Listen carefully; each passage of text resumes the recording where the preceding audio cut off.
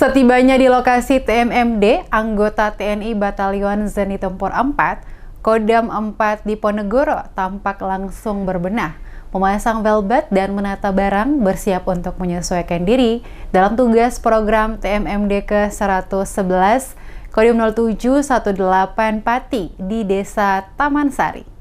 Anggota TNI dari Batalion Zeni Tempur 4, Kodam 4 Diponegoro, setibanya di lokasi TMMD dalam rangka program TMMD ke-111 Kodim 0718 Pati, tampak langsung berbenah, memasang velvet dan menata barang bawaannya. Sementara dalam menjalankan tugasnya, anggota Satgas akan tinggal di rumah inap milik warga setempat. Kopral 1 Lama Rudi, anggota TNI Batalion Zeni Tempur 4 mengatakan, bersama anggota lainnya telah mempersiapkan kesehatan jasmani dan rohani dalam menjalankan tugas program TMMD nanti.